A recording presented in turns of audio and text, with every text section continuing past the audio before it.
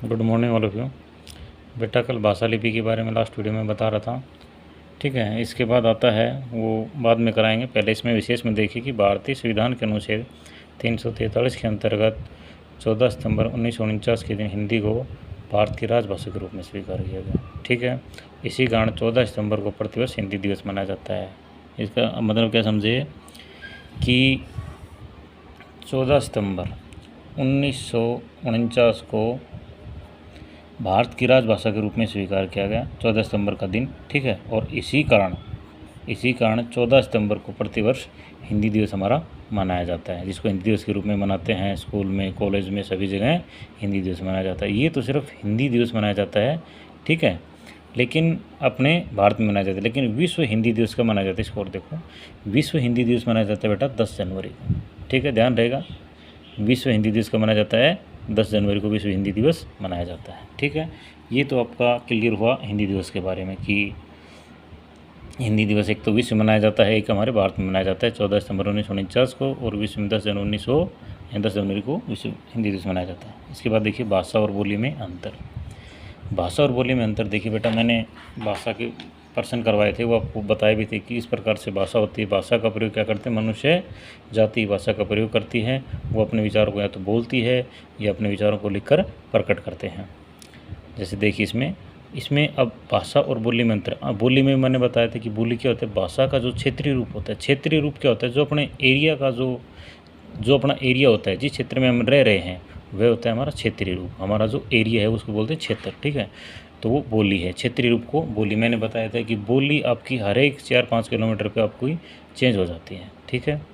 देखिए भाषा का क्षेत्र व्यापक होता है, मतलब व्यापक होता है, बड़ा होता है। व्यापक का मतलब होता है कि बहुत बड़ा होता है। इसमें हम भाषा के में कुछ भी हम सीख सकते हैं। लेकिन बोली एक सीमित क्षेत्र में प्रयोग में लेते हैं। मैंने बताया कि बोली का जो क्षेत्र सीमित क्षेत्र होता है, ठीक है, एरिया होता है, सीमित एरिया होता है, वो एक सीमित क्षेत्र में ही प्रयोग में लाई जाती है। इसके बाद देखिए भाषा का अपना लिखित साहित्य और व्याकरण होता है।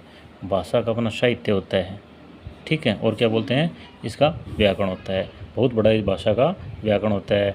भाषा के बारे में हम कुछ भी सीख सकते हैं, और व्याकरण में जो भी चीज़ें हैं वो उन सभी चीज़ों को हम सीख सकते हैं। इसके बाद देखिए बोली केवल उच्चारण तक सीमित रहते हैं। बोली का क्या मतलब है भाई? केवल हम इसका उच्चारण कर सकते हैं, ठीक है। लेकिन इसके बाद देखो बोली में व्याकरण एवं सिद्धांतों को महत्व न देकर कहावतों, लोकगीतों एवं लोक कथाओं को अधिक महत्व दिया जाता है। इसके बाद देखिए बोली में क्या है कि बोली में व्याकरण एवं सिद्धांतों को महत्व न देकर कहावतों, लोकगीतों एवं लोक कथाओं को अधिक महत्व दिया जाता है। व्याकरण सिद्धांतों को महत्व नहीं देते हम, ये हम किस में देते हैं? भाषा में देते हैं। इसको में किसको महत्व देते हैं हम? कहावत, जो कहावत होती है हमारी, कहावतों को महत्व दिया जाता है। और किसको महत्व दिया? लोकगीतों, गीतों को, ठीक है, जो लोकगीत होते हैं उनको महत्व दिया जाता है। और लोक कथा कोई भी कथाएं होती हैं उनको अधिक महत्व, उन पर अधिक जोर दिया जाता है। इसके बाद देखिए इसके बाद आता है कि हमारे संविधान में कितनी भाषाओं को मान्यता प्राप्त है। ये बेसिकली क्वेश्चन वैसे भी आता है, ठीक है, MCQ में पूछ सकते हैं इस क्वेश्चन को कि भारतीय संविधान में कितनी भाषाओं को मान्यता प्राप्त है। तो सबसे पहले प्रश्न ये बनता है कि भारतीय संविधान में 22 भाषाओं को मान्यता प्राप्त है। कौन कौन सी भाषा हैं वो देखिए। इसमें देखिए सबसे पहले भाषा है हमारी हिंदी भाषा को भारतीय संविधान में मान्यता प्राप्त है। हिंदी, संस्कृत, बंगाली, असमी बोली जाती है, मणिपुरी, मराठी, मलयालम, मैथिली, कोंकणी, कश्मीरी, कन्नड़, गुजराती, नेपाली, उर्दू, बोडो, डोगरी, तेलुगु, तमिल, सिंधी, संथाली, पंजाबी और उड़िया। ये मैंने 22 भाषा लिखी है बेटा, ठीक है। इन 22 भाषाओं को ही हमारे संविधान में मान्यता प्राप्त है, ठीक है। ये हर एक क्षेत्र में आपकी बोली जाती है। जो भाषा हैं अलग अलग क्षेत्रों में हमारी, अलग भारत के जो भी राज्य हैं, इन राज्यों में अलग अलग राज्यों में बोली जाती है। किसी क्षेत्र में कोई भाषा बोली जाती है, किसी क्षेत्र में किसी प्रकार की दूसरी भाषा बोली जाती है, ठीक है बेटा।